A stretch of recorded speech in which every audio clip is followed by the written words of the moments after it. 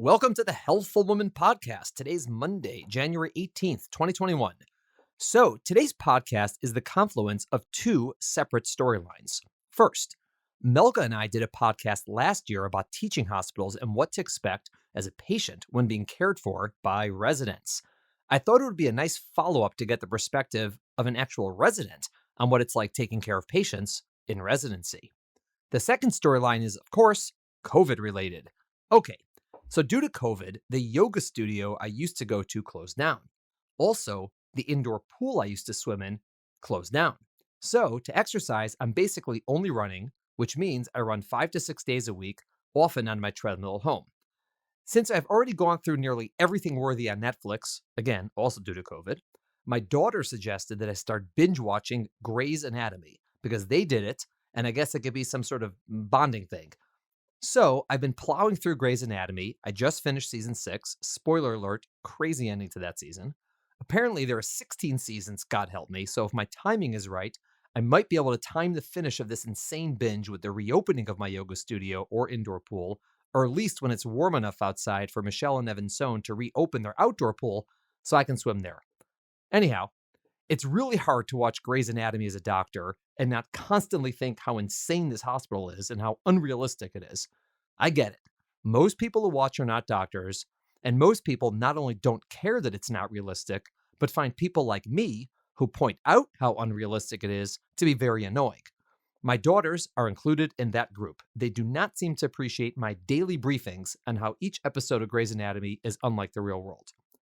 Either way, I thought it would be cool to get the perspective of a real resident on what life is like as an intern. So I asked Dr. Mackenzie Naert to come on. Mackenzie is a first-year resident, also known as an intern, in OBGYN at Mass General and Brigham and Women's in Boston. For those of you not in the world of medicine, that is literally the Harvard of residencies. Mackenzie was a medical student at Mount Sinai and did a full year of research with us in our practice, and she is delightful. Today, we're going to talk about the leap from medical school to internship. Is it anything like Grey's Anatomy? Mackenzie is also returning on Thursday to discuss first trimester bleeding and subchorionic hematomas, which were her research topics. Thanks for listening. Have a great day. Welcome to today's episode of Healthful Woman, a podcast designed to explore topics in women's health at all stages of life. I'm your host, Dr. Nathan Fox, an OBGYN and maternal fetal medicine specialist practicing in New York City. At Healthful Woman, I speak with leaders in the field to help you learn more about women's health, pregnancy, and wellness. All right, I'm here with Dr. Mackenzie Naert, who is a PGY1 or a first-year resident in obstetrics and gynecology at the Brigham, which is Brigham and Women's, Mass General, or the Harvard of obstetrical residencies. Mackenzie, how you doing, my friend? Hi, I'm good. Nice to talk to you again, Dr. Fox. Oh, yeah, and it's so cute that you call me Dr. Fox. I love that. I know you're all creeped out by trying to use my first name because you're a resident, but that's okay. Don't worry about it. I take it with affection. I am so excited, first of all, just to be talking to you because you left us. You ran away from New York and fled to Boston to avoid us, and we're going to talk about that. And also, obviously, to catch up with you and to talk a little bit about residency and what it's like to be an intern and maybe COVID a little bit and your world expertise in subchorionic hematomas and first trimester bleeding. So good stuff. Good stuff. Excellent. So Mackenzie, just so our listeners understand who you are, give us a little bit. Who are you? Where are you from? What's your story? I'm originally from Dallas, Texas, and I lived there through the end of high school. And then I went to Yale for college. And I studied medical anthropology, which was really awesome and exciting before coming to Mount Sinai for medical school. And I came to Mount Sinai through a Humanities and Medicine program, which was awesome because I got to, instead of just taking like the pre-med classes, I got to take a lot of humanities classes in college. I got to study abroad in Kenya and learn a lot about public health, and then got to come to medical school. And at Mount Sinai, I added a 5th year to medical school to get a master's of science in clinical research, which was when I had the privilege of working with Dr. Fox for a year and doing a lot of awesome research. And during that time, I decided to apply into OBGYN. And now I am almost halfway through my intern year, so the first year of residency up in Boston, and it's been a really great year. So super exciting times to be learning to be a doctor. What was your major at Yale? Was it the anthropology? My major was medical anthropology. Right. And so just to go into a little deeper, the Humanities and Medicine. So it's a really cool program at Sinai. And can you just explain what it is, what the program is? The program is an early admission into medical school. So most people apply to medical school their senior year of college, or, often people take a year or two off and apply then. But through the HUMED program, Humanities and Medicine, I was able to apply during the beginning of my sophomore year and know that I was accepted at that point. And what it did for me was really just opened up a lot of potential and opportunities during college to take classes that I otherwise might not have had time to take, and also to study abroad, which can be difficult for students following, the strict pre-med curriculum. And the idea behind the program is that, it takes a lot to be a good doctor, and a good doctor is not just someone who excelled in science classes, but also has, a broader understanding of literature and history and the social sciences. And so the program really tries to foster that curiosity and that interest and create holistic humanistic physicians, which is what I'm trying to be. and you don't have to take all the pre-med classes in college. Like, you don't have to do the organic chemistry and physics and biology, right? Exactly. So we have to take some of them to have, some basic understanding of the sciences, but I didn't have to take a full year of organic chemistry. I didn't have to take any physics. And then they encourage us to take another language, to study abroad, and to sort of develop some of those other skills that contribute to being a physician. It's a super competitive program. It's very hard to get into because, you could imagine being accepted into medical school when you're in your second year of college is just awesome, because there's so much stress for people who want to get into medical school because it's so hard to get in. So if you know you're in, that's great, number one. Number two, Sinai has a great medical school. And number three, like you said, you don't feel all the pressure to study all the time for your MCATs, that extra test, Totally. or to take science class. Now, if you want to be a science major, you can be. But this was around when, 100 years ago when I was at medical school at Mount Sinai, and it was fairly new at that time. But our class valedictorian was a music major from Williams. You're talking about liberal arts education, and it's totally true that there's so much about being a doctor and being in medicine that's completely unrelated to science. And you learned in medical school the science you need to know. There's a ton of that in medical school, but you want people who have, some understanding of the world and people and how to interact and how to understand and think. It's also the reason frequently Mount Sinai and other medical schools really like when students take off time after college, like live in the world a little bit, and then come back to medical school so they get more, adults, so to speak. Totally. So then at Mount Sinai, there you are, you're a superstar medical student. And what was it that led you to do that extra year of research? As a humanities major in college, I did anthropology research, which is completely different from the basic science research that a lot of people do, or from clinical research. And when I started at Mount Sinai, I got connected with actually a mentor in the cardiology department who was doing some really cool translational research in Kenya. And I spent my first summer doing the research in Kenya, looking at innovative models for care for cardiovascular disease in rural areas. And this was sort of the first thing that made me think, like, wow, research is really cool. And it's not just people doing things in labs, but, there's actually research that has real profound implications for patients and health systems. I was sort of trying to figure out what is the best way to get more training in this field, since people who do basic science research often get formal training like PhDs, but a lot of doctors do clinical research without this formal training, or they get training later in their career, for example, during a fellowship. And so I wanted to be able to create and design meaningful clinical research in medical school and in residency. And so that's why I was so excited that Sinai has this program called Portal, which stands for Patient-Oriented Research, Training, and Leadership. Oh, I didn't even know it was an acronym. I had no idea. That's what it stands for. Yeah. I had to really all these think about years. that. All right, here we go. We're learning. Okay. Exactly. Always learning. And the program is partially funded by the NIH and supports 5 to 10 students a year to pursue a master's of science in clinical research. So we're taking coursework all the while working with research mentors for an entire year. And, during medical school and residency, there's sort of so many competing demands to take classes and volunteer and in residency, of course, to do pretty intense clinical work. So I sort of saw this opportunity as almost a once in a lifetime chance to really learn how to be a researcher. So I was super excited to get into the program and even more excited when Dr. Fox agreed to be my research mentor for the year. You don't learn how to do research from me. Yeah, I absolutely did. But you learned what to order for breakfast and, you learn a lot of jokes. Oh, yes. And this was fun. Yeah, and we had a really great year. Mackenzie's being quite humble. She crushed it. It was unbelievable. I mean, you published like 1,000 things. You did research like on the level beyond. And for everyone who's listening, sort of like, is this person real? Like, who goes to Kenya and does research and goes to medical school and is thoughtful and smart and accomplished? And the answer is yes, you are real. And if the second question people are thinking is, wow, she's so much smarter than Fox is, the answer is yes. I would not even get into medical school nowadays because of people like you would bump me out. So I'm happy to be older than you because at least I had my chance to get into medical school.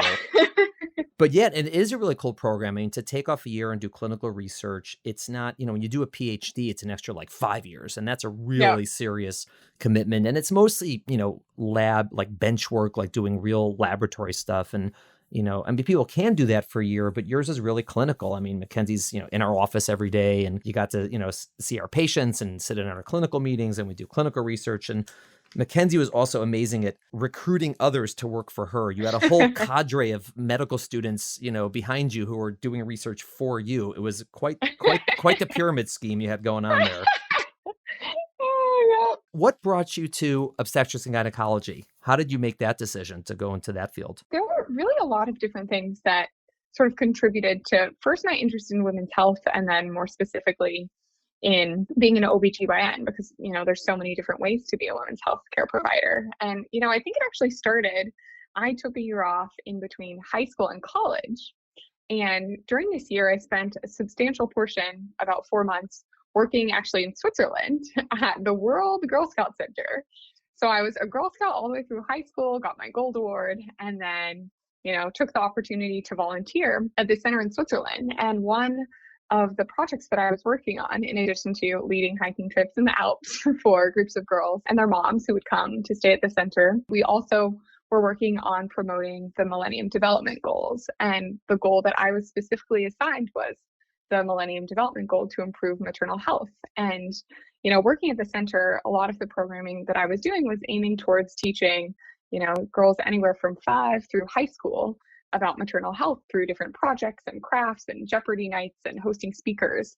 And I think that was sort of my first deep delve into maternal health and one of the things that sort of sparked the initial interest. And then in college, I took as a medical anthropology major, I took a lot of classes about women's health and specifically about the intersectionality in women's health. And I got really interested in how sort of the intersections of race and class and gender and other axes of oppression, impacted a woman's ability to seek and get medical care in the United States and also, on an international level. And so I think coming into medical school, I already had these ideas that this might be something that I was interested in.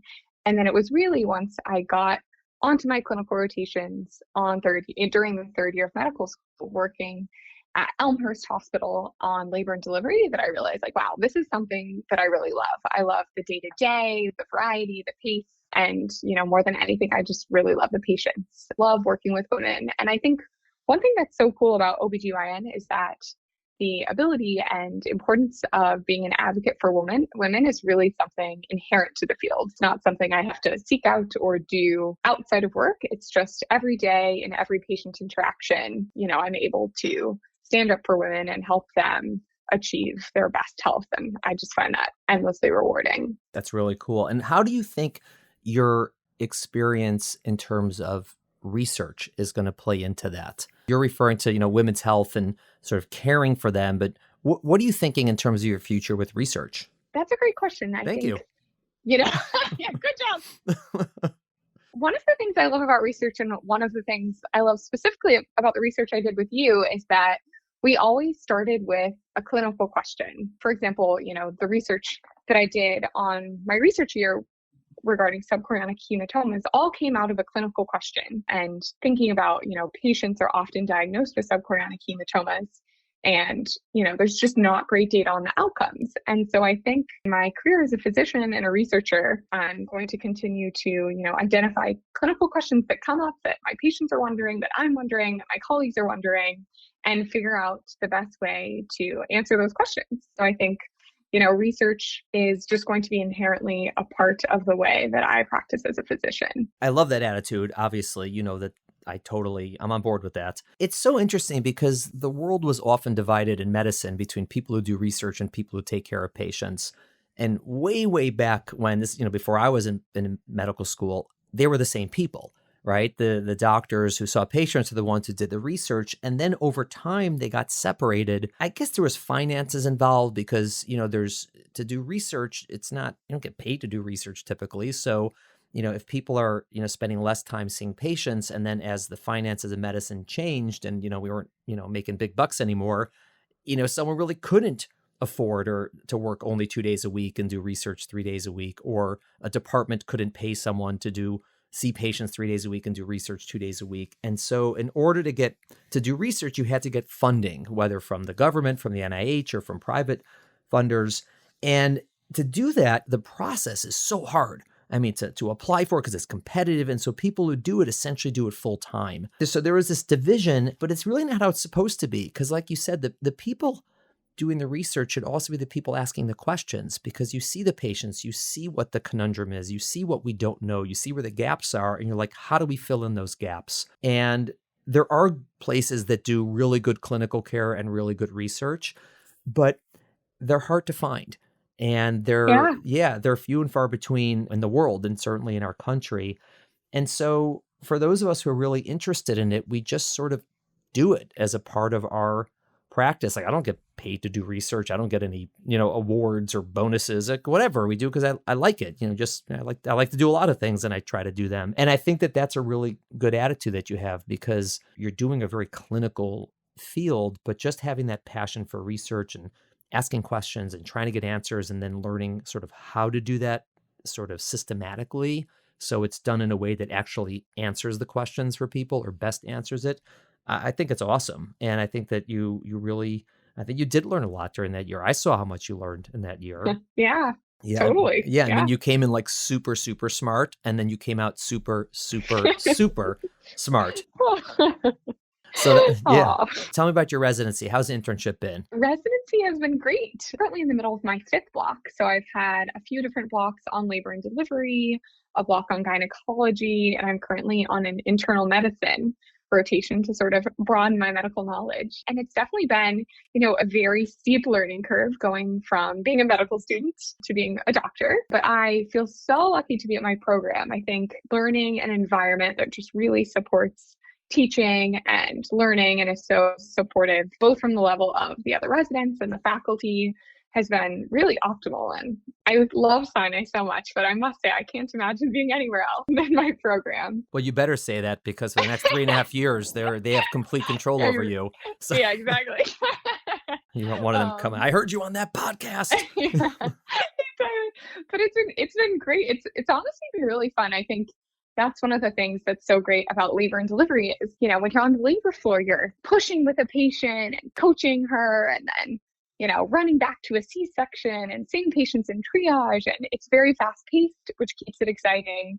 Even 12, 13, 14-hour days seem to fly by, and it's so hands-on. I love getting to learn how to get better at vaginal deliveries and all of the things associated with working in obstetrics. And I also just really love that it's so team oriented, and it's been really awesome working with other interns and my senior residents, and everyone from the labor and delivery nurses, who are super duper amazing and have a lot to teach us as interns, as well as the scrub techs. Everyone really just works together to provide the best care for the patient. So it's just been really awesome working in such a collaborative environment. It's been really, really cool. How have you adjusted to the workload? Internship is, 1,000 times harder than medical school. How has that been for you? That's an interesting question. I think, now that I'm a few months into the year, I feel much more settled, but it definitely is sort of a new normal. I feel like when you are in medical school, you feel like, I'm working a lot, first and second year when you're in your classes. And then you get to third year and you're on the wards and you're like,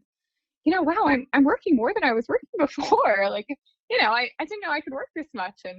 And then you go to fourth year where you just get a big break and are applying for residency and traveling and, doing research, spending time with family. And then you start internship. And once again, you're like, wow, I didn't realize I could work this much. The things that contribute to wellness in residency are support systems. And I feel really lucky to have an amazing support system with my family and my husband, as well as with my co-interns. So I think that's been really great. Living in Boston has been fun, although of course being in a COVID era, I haven't gotten to do too much in Boston. I'm excited for when things open up because I think I'll really like living in this city and just spending time with people outside of the hospital. And I think sort of building those personal relationships, I think is one of the ways that helps me the most in terms of just my personal resilience and, coping with working a lot.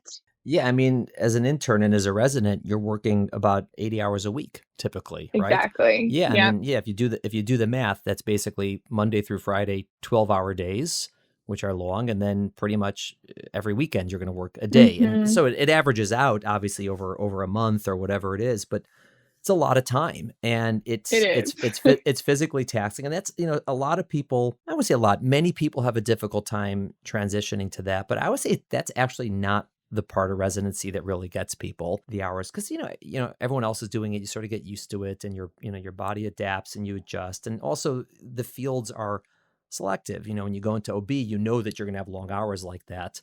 And other fields, I mean, no residencies are like easy, but if you're in a field where most of the work is outpatient, an office, a clinic is typically only open 9 to 5. So how long could your day be? Right. And so it's just, whatever, you may come a little early, may stay a little late, but when you're on, operating or on the labor floor and emergency room and things like that are known to have longer hours. The thing that usually gets people that really is the biggest shock is this terror that you don't know anything. And you're like, oh my God, I'm taking care of people and I don't know anything, and you obviously do know a lot, but there's always that fear that maybe I don't know enough. And how have you adapted to that? So, you're 6 months into it, you're a doctor, you're taking care of people, obviously you're supervised and there's people helping you, but just, and that right in the moment, like, what if I don't know what I'm doing? What if I get it wrong? How have you been adjusting to that?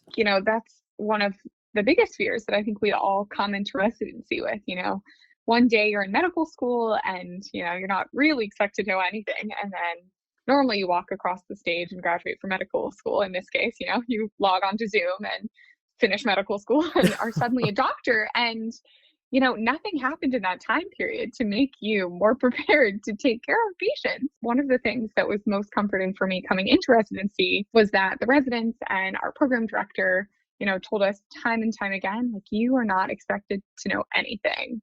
You can ask any question. There's no such thing as a silly question. And I think, that's been really comforting to just feel like I'm in an environment where, I can say, hey, I know we did this yesterday, but, I can't remember how to do this or, what to do for this condition. And people are so willing to help me. So I think just sort of having that comfort in knowing I'll be supported and helped all the time as needed has been really comforting. But I think, there definitely is what you talk about. There's certain scenarios where there's not someone else around and it's just me. And of course, there's always people to call for help, but sometimes you are the first person to a hemorrhage or to evaluate a patient with severe range blood pressures. And I think in those times, you really just have to rely on the fact that I'm a doctor. I might not feel like I know things, but I do know things. At this point, I've been doing this for several months and, I probably do know what to do. I can probably at least take the first few steps that are needed to help the sick patient. And I think just sort of relying on that background and just sort of trying to be confident and act quickly and of course, always ask for help when needed has been what's helped me with those situations. But I think that's one of the things that is challenging about residency is, you sort of get comfortable doing things at an intern level and then you become a second year and you have, greater responsibility and you're the person that the intern is looking to for help.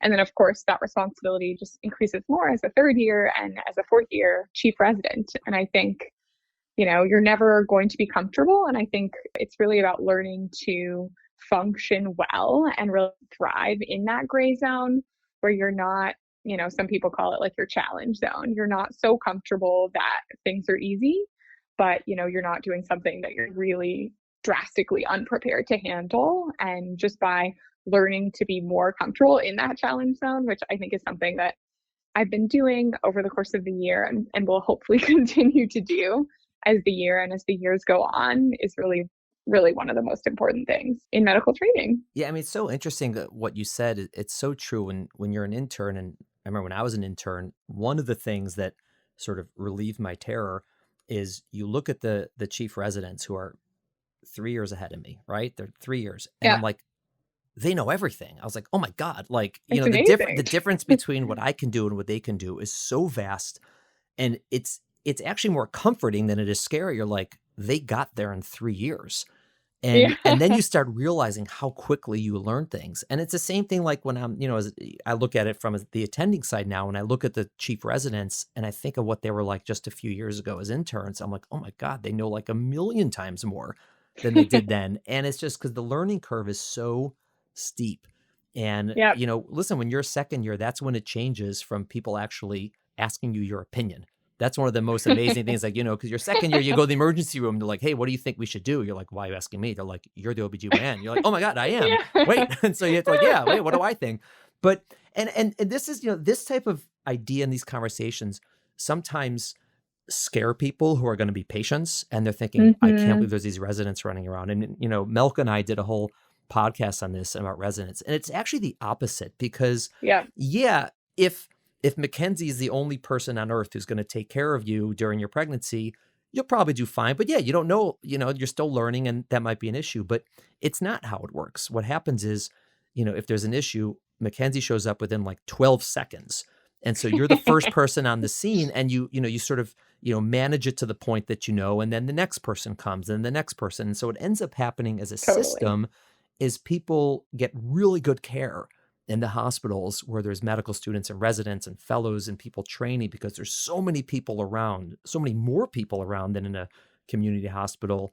And they're just going up the ladder, so to speak, the entire time. And so patients get a ton of attention. Everyone's seeing patients. And so Absolutely. I've always felt it's, I'd be very comfortable to be, admitted, if I were sick, I don't want to be admitted to the hospital, but if I needed to be, listen, my kids were born at Mount Sinai and the residents were involved and the medical students were involved and great. Like it is a good system, but when you're in it, it can be a little harrowing. How has it been like with you and the nurses? That's a whole other dynamic, the residents and the nurses. I mean, everyone loves you, so I assume you've had a good rapport with them. Yeah, no, it's actually been great. I think the nurses at both our hospitals really take a very proactive role in teaching residents, and I think it's a source of pride for them to be able to teach us and contribute to our education. One of my earliest memories of working with a nurse on labor and delivery was probably like the end of my first week, and I was coaching a patient who, was having some difficulty with sort of getting pushing down. And, I was coaching her and just sort of saying the things that I'd heard other people say and, sort of trying to be encouraging, but also, pretty emphatic with my like, push, push. And I remember after the delivery, her nurse pulled me to the side and was like, hey, like, can I give you a few tips on pushing or, coaching a patient through pushing? And I was like, oh, yes, please. That would be great. And, she gave me some tips, said to like sort of switch off with the more like push, push and the you're doing great and make sure to be appropriately encouraging and, tough. And maybe a month later, I had another delivery with that same nurse as my labor nurse. And after she pulled me inside and said, oh my gosh, Mackenzie, that was so much better than the first time. And I said, well, thanks, largely due to you giving me those tips early on. So I think it's been really great. I feel like we have a really great relationship with the nurses and it's been awesome just to sort of feel like I'm on a team with them, especially on a very busy labor floor. It's nice to have someone come and say, hey, Mackenzie, like you said, you're going to check my patient around now. Is this a good time for you? And, maybe it would have slipped my mind for that moment. And I'll say, yeah, absolutely. Like, let's go check your patient. It's actually been really positive and really awesome. And I feel like we're really lucky at our hospitals to have that sort of relationship with the nurses. Yeah, I think residents who fail frequently, it's because they don't know how to get along with nurses, and they just, for whatever reason, they don't appreciate what they're doing, or they Mm-hmm. just never really grasp that idea that they're part of the team. And they're typically, it's like a disaster. The nurse is like, oh, I don't like that resident. It's like, and then because then it spreads like wildfire, because this is like, the nurses are like a community. And so if you upset one part of the community, you are out. It's especially on the labor floor. It's like intensive care unit type nurses. I mean, it is really hardcore on the labor floor. Emergencies happen, you have to be quick on your feet. You have to know how to talk to people. You have to know how to act. I mean, with nursing, that the skills are so acute and they're so impressive for people, who do labor nursing and the experienced ones. I mean, they're really, really sharp and they're amazing and they have so much experience. And so the attitude that you have, like, please teach me, help me. First of all, it'll help you because they'll teach you a ton. And second, it'll help you because they'll appreciate you because they know that you have some humility, and that's key. I mean, as you should. I mean, you don't know a lot. You haven't been on the labor floor for 10, 20 years. And so, and I just, I mean, I love labor nurses. It's such an interesting group of people, and every hospital, they have their own group. It's just an impressive job. It's not easy. It is not easy being a labor nurse. It is really hard work. No, it's not at all. It's so hard. And I think, especially I recently had a nights rotation at MGH, and the group of night nurses, they're just so awesome. I feel like, they kind of had a crew. Then my chief resident and I, who are on at nights, sort of got to be part of that crew, and we'd order ice cream and order Cheesecake Factory and, tell stories. And it just made for a really fun time when, working nights can be challenging just from a life perspective. You have to sleep during the day. It's a little bit crazy. For us, we do 5-week blocks. And as an intern, you're working 6 nights a week. So you're pretty much living at the hospital on the labor floor. Yep. So it just made it so much better to feel like, I was excited to go to work and see the nurses and hear about their kids and, talk about that crazy delivery we had the night before. And it just makes for a really awesome working environment when you have that relationship. Now, the question I want to ask you, because this is definitely what my kids would want to ask you, is how similar is internship as it seems on Grey's Anatomy? Is it the same? Is it different? I do love Grey's Anatomy, but I haven't watched it in a long time. But I remember when I watched it in college being terrified at how much the interns got to do and how unsupervised they were. Yeah. You're not doing any unsupervised open heart surgery in an elevator. That's not what you do. Exactly. No, occasionally, you'll have a delivery when the attending and the chief resident run in just in the nick of time, and you're thinking, I might get to do this delivery totally by myself, but that has not yet happened for me. Can't say we have as much romance and drama in my residency. I was just going to say that. I was going to say, in most residencies, they frown upon the interns and their supervising attendings and department chiefs, going away together and dating, and that's generally frowned upon in the workforce. It was frowned upon then too. It wasn't that long ago, but somehow the show made it seem like, the head of the departments with the intern. Oh my God! I was like, that really, if that happened, there would be a serious scandal going on. Yeah, so I know. Amazing. So this is exciting. So are you thinking, now that you've had your taste of OBGYN, are you thinking about doing a fellowship, or do you not want to say that and recorded? You don't want to be tied to it. Yeah, I would say at this point I'm still pretty open-minded. I mean, of course, love maternal fetal medicine. You better. And I also love pediatric gynecology. Ooh. I spent 2 weeks in doing an REI elective at the end of my 4th year at Mount Sinai over at RMA, and that was super awesome too. So I think, any of those fellowships would be amazing. And I can also see a lot of benefits to being a generalist and sort of getting to take care of the full gamut of patients. So yeah, well, whatever you do, you got to make sure that it's compatible with working with us in our office, because we're bringing you back from Boston. We gotta, and listen, we already have Mackenzie Day in the office. So there we go. Yeah, so in June, that's your day, Mackenzie Day. We made shirts and everything. Maybe I'll put a picture of that on the website. Oh, I gotta find that. All right, I got it. Wow. So Mackenzie, this is great. I'm going to have you on again to talk about the topic of subchorionic hematomas and vaginal bleeding. But thanks for coming on the podcast. I'll speak to you again right away. Sounds good. Thank you for listening to the Healthful Woman podcast. To learn more about our podcast, please visit our website at www.healthfulwoman.com. That's HEALTHFULWOMAN.com. If you have any questions about this podcast or any other topic you would like us to address, please feel free to email us at hw@healthfulwoman.com. Have a great day. The information discussed in Healthful Woman is intended for educational uses only and does not replace medical care from your physician. Healthful Woman is meant to expand your knowledge of women's health and does not replace ongoing care from your regular physician or gynecologist. We encourage you to speak with your doctor about specific diagnoses and treatment options for an effective treatment plan.